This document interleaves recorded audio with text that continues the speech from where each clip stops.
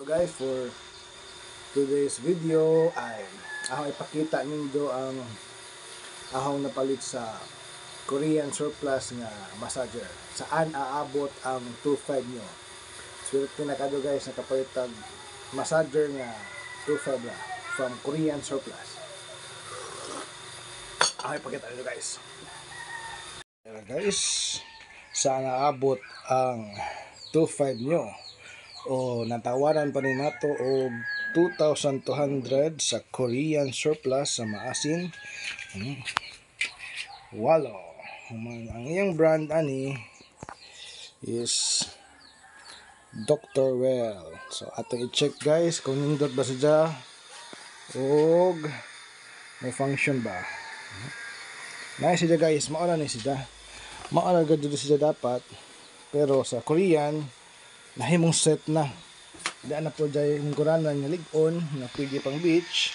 So kung tayo maguba ni sila, so napataling kuranan. Di talugi sa atong 2.5 or 2,200 kinahan nyo man. So ato na ning isaksak.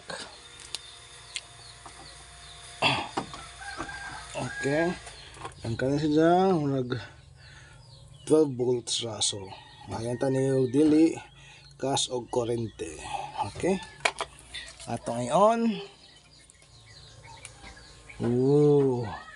tanawa guys, ato po ngayon the speaker start. Naglihok-lihok na. Okay, ang head asa mang head ani guys, da ang head na apod. Okay kaayo. So part sa kado ni. So atong testingan nga mag-massage ta. Right sa. Karon atong testingan ko nindot ba ang idang kuan gamit sa pag-massage. Okay na guys. Wala pa din mo kayo sa imong kuan. Sa whole part. Okay, ayos ka.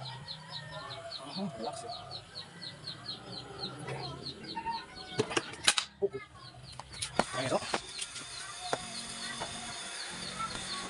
So sulit siya guys. Sulit ang 2.5 mo kung mamili ka or mangutingkay ka sa Korean surplus. Nice ang palit sa Korean surplus maasin. Next time report, bye bye.